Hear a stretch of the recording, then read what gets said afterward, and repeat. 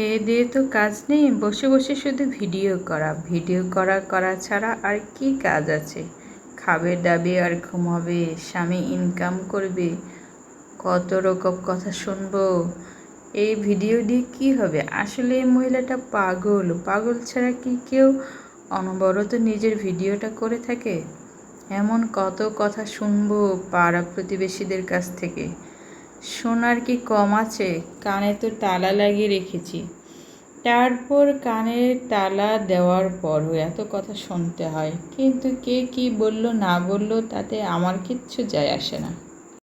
আমি আমার কন্টেন্ট অনবরত আপলোড করব, কারো ভালো লাগুক আর না লাগুক, কিন্তু আমারও তো ভিডিও করতে ইচ্ছে করে, তাই না?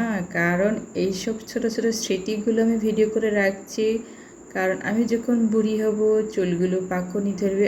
এখনই তো পাকুনি ধরেছে অনেকটাই, কয়েকটা তো পাকুনি ধরেছে। রোজ মাঝে মধ্যে একটা দুইটা করে ফেলে দেয়, বেশি করে যখন পাকুনি ধরবে তখন আমি এই ভিডিওগুলো দেখতে পারবো যে আমি কেমন ছিলাম।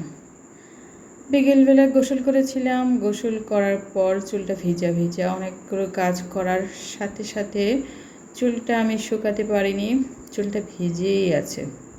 ভেজা চুল আসলে ভালো লাগে না, আর ভেজা চুলে অন্যরকম কেমন যেন একটা স্মেল থাকে, যে স্মেলটা আসলে ভালো লাগে না। কিন্তু ধোয়া চুলে এই স্মেলটা অসম্ভব ভালো লাগে, আমার খুব ভালো লাগে। যাই হোক, মানুষের কথায় কান দিয়ে লাভ নেই ভাই, কারণ মানুষ নানাজনে নানান ধরনের কথা বলে। মানুষের কথায় কান দিয়ে লাভ কি? মানুষ যখন আমি বিপদে থাকি তখন আমার খুব ভালো বন্ধু ছাড়া, কাছের বন্ধু ছাড়া তারা তো আমার বিপদে এগিয়ে আসে না, আমাকে ভালো মন্দ পরামর্শ দিতে আসে না। শুধু বলবে আমি কি করলাম না করলাম, কি খেলাম। কিছু মানুষ থাকে এগুলো নিয়ে খুব নাক গলায়, কেননা আমি যে ভালো আছি এইটুকু তাদের সহ্য হয় না বলেই কত ধরনের কথা বলে। কে কি বললো না বললো ওগুলো কান দেওয়ার কোনো প্রয়োজনই নেই, যদি নিজেকে ভালো রাখতে চান। আমার প্রিয় টুনটুনি চিটপটাং হয়ে শুয়ে আছে, কারণ এখন যে অনেক রাত হয়ে গেছে।